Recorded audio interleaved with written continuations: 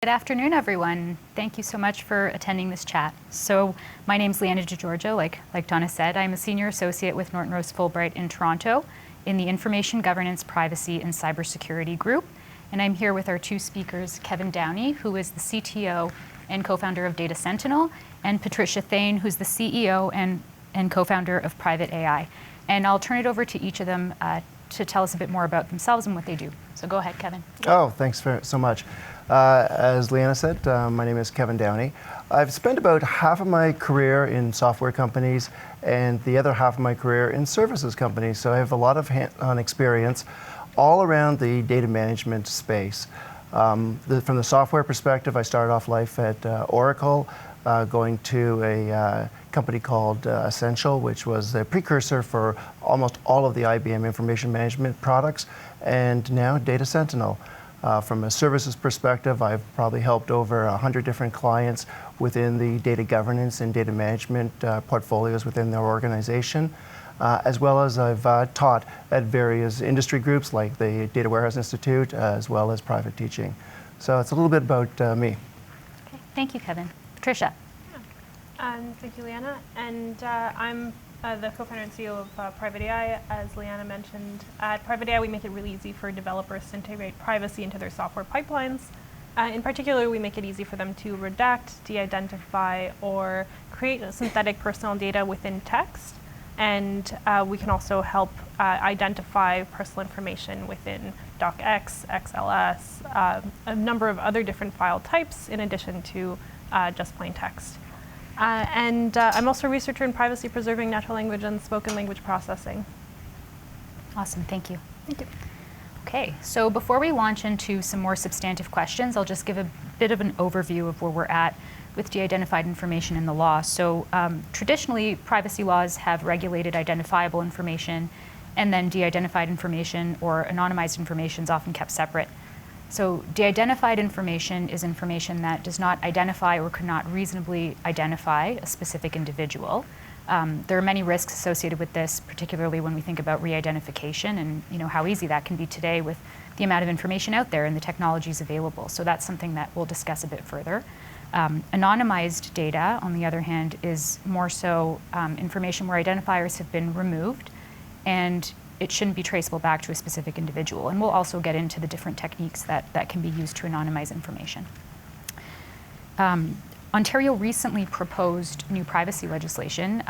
We don't know if it'll happen or not, but if it does, it would potentially regulate de-identified information, prohibit re-identification of that information, basically recognizing what a risk this is, and incentivizing people to use anonymized data more often. So we'll see, how that transpires, but I think it's important to recognize, and we'll certainly discuss this, the line between the two, how it's being blurred, and how what we really need to think about is the techniques that can be used to remove these identifiers and the sensitivity of the underlying information and how we can really mitigate risks where it is highly sensitive. So on that note, I will turn it over to Kevin for our first question. Information or data governance is an increasingly popular term. And we're hearing a lot about how important it is to have clear information or data governance strategies to mitigate the risks associated with collecting and using this type of information. Mm-hmm. So could you please give us an overview of how data governance impacts de-identified data? And also perhaps discuss the types of challenges that organizations are facing when it comes to meeting their obligations with this data. Perfect, absolutely. So let's start, I guess, with a little overview of what we would consider to be data governance, because it's a very broad-ranging topic and a lot of folks have different ideas. So I like to think of data governance as simply the people, processes, and policies that are put in place as part of an enterprise initiative, as part of an enterprise program to manage and safely store information. So in other words, your data assets within the organization. But not just the management or the storage of that information, but as well the alignment between what the objectives are, the priorities are of your organization to how the data is actually managed. So in other words, making the data purpose fit for what you're trying to achieve out of it, thus getting the most value out of it. So that's kind of data governance in a little bit of a nutshell. The first step of data governance that most people in the industry agree with is kind of figuring out what data that you have to govern to begin with. So we're talking now about data inventory. And in the near past of data governance, a lot of the inventory was a start and stop project, whereby you went through, hired a bunch of people, found out what data elements you have within your organization, wrote them down in a nice little binder, and it sat on a shelf, right? Because data changes so rapidly that that was hard to do. So we talk very much about active data inventory. So being able to have a data inventory that keeps current with the state of your data. And with all the data holdings in the organization, because some people are very focused on structured, some people are very focused on unstructured or file data, data lakes, etc. But we want to create an inventory that has all of those data holdings within your organization so that you have the full picture of what that is. In addition to the inventory, as some people think it's kind of the place in what is the data, in addition to that, we want to dive into the actual data holdings themselves and understand what the content is of that holding, which I'm sure Patricia will talk a lot more about as we go through the next little bit. That classification of data is really important. Now, within the data governance framework, there's a thing called critical data elements. It's hard to say. Critical data elements, which is, again, kind of the start of the governance process where you align the information that's necessary to run and really excel at the business with the type of data that you need. So the data elements, right? In practice, when you put in this infrastructure for this active data inventory, it's incredibly important to align those critical data elements with the classification scheme and meld those together. But the cool thing is, if you do that, I get animated about governance, as funny as that is, if you do that, you suddenly understand where all of the critical data elements are, and ironically, most of the time, critical data elements within your organization are in fact that data that you're trying to protect, the data that you're trying to de-identify. So through a data governance program, and a lot of people out there have started these, and a lot of people have gone through, a lot of companies I should say, have gone through and created data inventories and active data inventories. And they may not even realize that they already know where most of their critical data elements are. Also, most importantly, they're not missing anything because it's an automated process. So you're ensured that you're going to get everything, you're going to see everything, and you're going to know where it is. Now, with the alignment of that and the critical data elements, you also get why you need those elements, why you need that process. And depending on the usage, that speaks a lot to the method that you're going to use to de-identify the data. Right? So whether, in some cases, a critical data element usage may be time-based. In other words, if it's too old, it's not useful to the organization. That can be dealt with in one form of de-identification. On the other hand, some other elements you may need only from a summary perspective. That can be dealt with in a different way. And lastly, some elements you may need to re-identify because it's part of a payment processing facility or an audit facility that regulations say that you need to keep. That can be dealt with. So I think it's important for everyone to realize as well that rarely in an organization can you simply have one data de-identification strategy. It's really there to be a purpose-built strategy per data element, and the data governance gives you that. So putting all that together, I think you can kind of see that the governance process can drive really where, how, and what methods you're going to use to de-identify data, giving you full protection from a privacy or compliancy perspective, understanding that your customer data is going to be kept secure because you know where it is and you know how to secure it. But at the same time, really important, I think, is keeping the value of the data for your organization. In other words, you're protecting it in a way that it's still useful for that enterprise, which I think is really key to data-driven enterprises today. So I think that's kind of how it all fits together in my view. No, for sure. That's awesome. Thank you. And that leads very nicely into our next question, which is for Patricia, and deals more with the actual methods that organizations can use to de-identify or anonymize information. And I guess, Patricia, could you maybe discuss some of these techniques and explain how they may be suited to different types of data or sensitivity levels of data, like Kevin mentioned? Yeah, absolutely. And that was a great explanation. It really is about thinking through what kind of data that you have. So you might have structured data, you might have unstructured data, various kinds, images, video, text, audio. So you need to identify that, and then you will have to deal with it in vastly different ways according to what purpose you have for the data, who needs to have access to which aspects of the data, and what kind of data you're actually handling. So if you think of text, for example, we work with a lot of conversational AI companies and contact centers. So in one case, they'd want the information like phone number and person's name in order to contact them back. But then if you're sending that data to your data science team, you don't want them to have anything that's personally identifiable, and also no quasi-identifiers in there as well, very likely.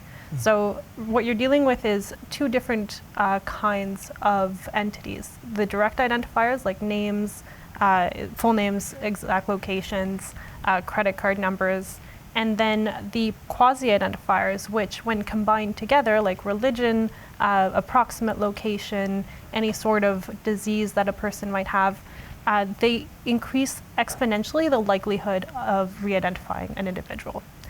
And when you're dealing with unstructured data versus structured data, the cool part is that if you could strip out this information from unstructured data and still get a lot of value from it in several cases. So you could still tell how well a customer service conversation went. Does this agent need training? What products were mentioned? You could still grab a lot of metadata and make a lot of inference with that information. If you're thinking of images and you just remove all the people in an image, you could still tell how many cars were in the image, or you could tell how many people were there without actually being able to identify the blurry bodies. You could see what time of day it was. So we're dealing with a whole different paradigm than when you're dealing with structured data. When you're dealing with structured data, a lot of the times it is made up of a bunch of quasi and direct identifiers. So what you're trying to do is get enough information so you could generalize about populations rather than get specific information about individuals. So there are a couple of methods that you could use there. You could use a combination, L diversity, for example, combined with K anonymity, which does get its fair share of slack, but the problem is that if you use those without combining it with appropriate risk re-identification methods, then you can get into trouble. So it is tricky. You need a statistician to work with you on these methods. And then there's differential privacy that you can use to query these structured data sets, which the idea there is you're adding a bit of noise to the result of a query. So you could see how many people in this data set have smoke and have cancer and get an approximate result. But if you have, for example, a more specific query, like how many people in this data set smoke, have cancer, and then also have this rare disease, if you get a 1, you don't know if the answer was a 1, a 2, a 0. So it's very difficult when you're combining that information with other data to determine whether a particular individual was part of that data set. Okay. Awesome, thank you. Pleasure. Okay, so now that we've learned a bit more about data governance, how de-identified information fits into that, and some of the specific techniques that can be used, have another question to get at really mitigating the risks of re-identification, while also bearing in mind that information may need to be re-identified in order to be useful or for organizations to comply with privacy legislation. So Kevin, what are some of the controls that you see organizations putting in place to reduce the likelihood that their de-identified information will be re-identified in an unauthorized way? So I'm not going to talk too much, or I'm not going to talk at all about security because I think that's been well hashed out and it's not overly interesting. One of the things I find that's interesting though, and of course it's very important though, I don't want to undermine that, and security scheme is extremely important, but one thing that's a little bit more interesting, kind of talking about classifications as we were, is how people are using classification information now cross cross elements within their repository to see what is near. Kind of that, you may have heard the word triad, or the triad effect of identifying somebody. It's not good enough just to get rid of one of their pieces of information, because if there's another couple nearby, you can still possibly identify the person. So we're starting to see the classification schemes getting a lot smarter. A lot of them are becoming repository-based now, into some sort of a repository where you can apply analytics. And you're starting to see schemes where we can look at proximity of elements from one to another, clusters, if you wish, of these elements coming together, and understanding what pieces of information belong to perhaps the same entity or the same person that come through, and making sure that if someone decides to, say, de-identify a credit card number, which is an obvious one that a lot of companies do, but they may forget about de-identifying a date of birth, because in and of itself, it's not highly identifiable, or a city, or an email even, although that's a little bit dicier. But if you start to put these things together, even though you may have blanked out the credit card, if nearby someone still has a date of birth and a city and maybe even a first name, you can still possibly identify that individual. So that kind of a triad analysis of looking at both structured and unstructured in proximity to each other, and making sure that we don't see a collection or a clustering of information about those individuals for a particular entity. And that whole thing you may hear of is called entity analytics, and that's becoming a very prominent secondary analysis to do on the data. Thank you, Kevin. And Patricia, could you maybe discuss how organizations can sort of best balance the use of controls to prevent the unauthorized re-identification with some of their needs to re-identify? Mm-hmm. Yeah, so you could think of having a filter to your data sets, for example, where depending on who's querying the data set, who's querying whether it be unstructured or structured data, they'd get different results for their purposes. Mm-hmm. And really minimizing the amount of data that you collect to the bare minimum of what you need in terms of personal information is number one. And then minimizing that spread as much as possible is number two.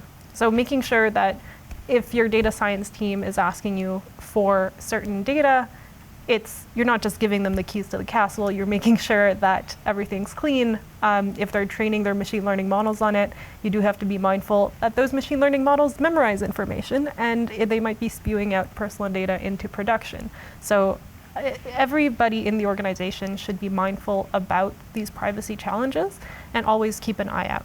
Mm-hmm. Yeah, that's something I'm very familiar with, is advising people to be very careful with how they're disclosing information and how much. And one question I get a lot is, what can I do with this information? How long can I hold on to it? And that's exactly my answer is, well, how long do you need to hold on to it? Because that's how long you have. So with that, I'm trying to think if there's anything else that I want to ask about either of your answers. What are some of the more, problematic scenarios that you've seen that you could caution people against in terms of things that don't work for classifying data? Well, a lot of times we see people kind of going down the rabbit hole that they don't really know where to start. And someone says, hey, you need to make sure that you don't have any identifiable information, and they just look at the entire information holdings, and for even a small corporation, it's a lot of stuff, right? Mm-hmm. And they just don't know where to start.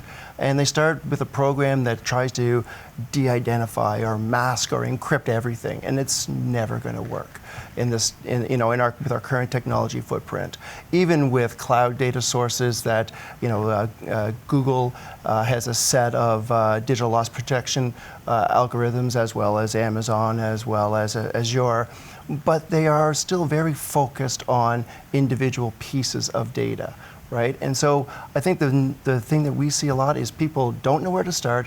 They don't take the time to step back and understand what's important through, any kind of framework, governance framework, or any kind of framework that is, and they just start some kind of a large initiative that has no value to the organization. Mm-hmm. So I think, being laser focused in something like de-identification is really important to show quick wins, to show value, and to not overly burden the rest of the organization with something that really isn't important, yet making sure that all of your critical information that needs to be protected certainly is. Sure. Thank you. And do you Yeah, have a comment? Or? There are a couple of things I want to add to that. I'd also add that it's really important that much like security software, this isn't something that you necessarily want to do yourself. Mm-hmm. It's very complicated to get it right, mm-hmm. and we're already used to not building your own crypto. Don't build your own privacy algorithms. It's also very difficult to do. It takes years to build something that works well. And even companies that are experienced in data loss prevention, for example, even internal teams who might be running their own de-identification or personal data identification, mm-hmm. They'll often be using things like regular expressions, which don't generalize well to unstructured data. And 80% of the data produced in the world is unstructured. So that might work pretty well in your structured databases, but it will really fall short when it comes to your unstructured data. So be careful about trying to move techniques from one realm to another realm without thinking it through properly. Okay. Okay. And I guess what kind of baby steps can entities take? I know that you're talking about sort of not trying to do it yourself, and I support that in my profession. It's often the advice I give people too. But what baby steps can people sort of take if they're trying to really wrap their heads around developing a data governance strategy that deals with de-identified data, and what kind of products or what kind of softwares or algorithms are available to them? I think the first step is probably a little bit on the education side. As Patricia said, there is you don't want to have to build this yourself. You don't want to build it yourself. And there's so much material to become at least aware or somewhat educated on the matter, and then get someone that's done it before. I mean, it's like everything else, right? You're not going to build a house yourself the first time through. Talk to someone that's done it before, and have them walk through the process with you. Too many companies, we've seen a lot of companies where we walk into, and they figure, how hard can it be? Or they have, your favorite software sales rep from, like say a big company that starts with I, trying to back up the truck and sell you a lot of things, right? Mm-hmm. And there's a lot of products out there, but you really need to understand how you're going to use it effectively in your organization. So I think the baby step is to get a little educated first. Okay. Thank you, Kevin. Okay.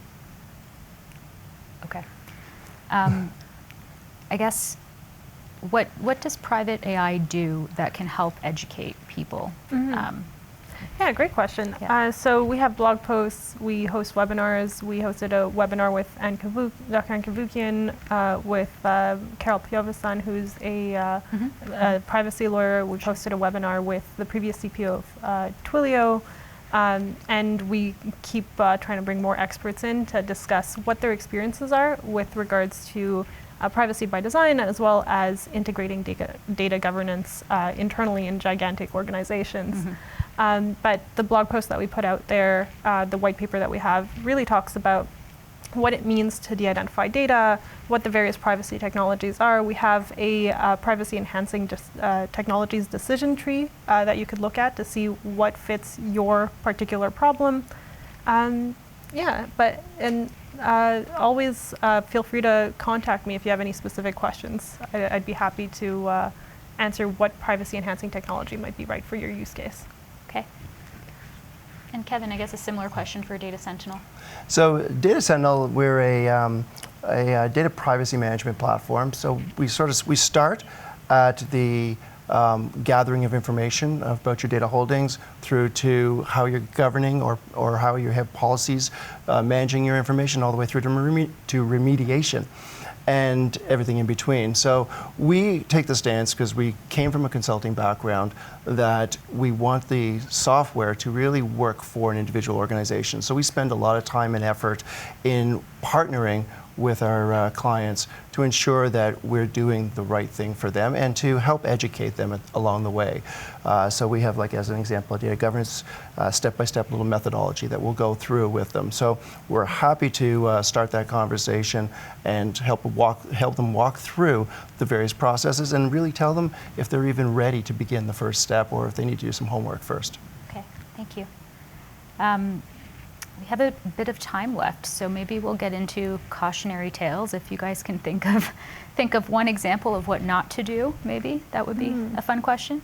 Yeah, one that often comes to mind because we deal with a lot of conversational data is the story of ScatterLab, which is a company that was creating a chatbot with a bunch of sensitive information from their users. So they were just collecting conversations between lovers and spewing that out into production with this chatbot. That was it's not problematic at all. No, not at all.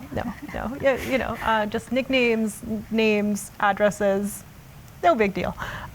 So they got into quite a bit of trouble, and really, it's about what this can happen when you're not careful about what your machine learning models are learning. So think about your training data. If they had thought about their training data, they could have used either differential privacy or de-identification, pseudonymization.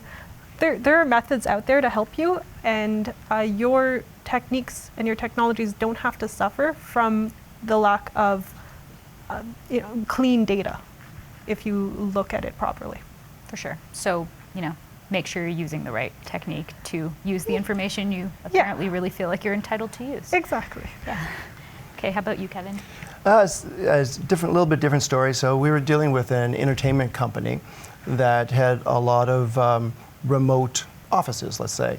And they were very concerned with client data going out into the public domain, and a lot of their workers were, I won't say transient, but they were very short-term temporary workers.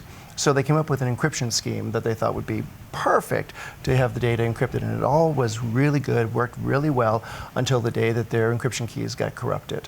And all of their data was, for years of data, years of value, was locked behind keys that weren't kept properly, and they couldn't really access it anymore. They had to go back to backups that were way too old. They lost a tremendous amount of time, tremendous amount of money, and a tremendous amount of data. So I think the moral to the story is that you really have to be careful of how you implement these things, and you can't take any part of the process for granted. It has to be a well-oiled machine before you put something like that into production. For sure. That's so heartbreaking. I feel bad for them. Yeah. I regularly deal with cybersecurity breaches, so I've seen that happen quite a few times, and I've seen strategies backfire, and I've seen other ones really protect people. So yeah, exactly. It's you have to turn your mind to it one way or another. Technology used well works well, right? For sure. Okay, well, with that, I think we're coming up near time. So, we've only really scratched the surface of this area. We've talked about it quite a bit, but as you can see, in practice, there are so many different ways that this could go, depending on what your business does and the classifications that you need and your resources in terms of being able to develop those techniques or use those techniques that are made available. Again, so as complexity in this area continues to grow with profiling, automated decision-making, and so many other things that are becoming more commonplace, it'll be really important for organizations to continue implementing these safeguards and these processes to protect information, to mitigate risks of re-identification that's unauthorized, and to really protect sensitive data if that's what you're dealing with. And with that, I'd like to just thank the organizers and Kevin and Patricia for speaking with me today. Thank you. Thank you.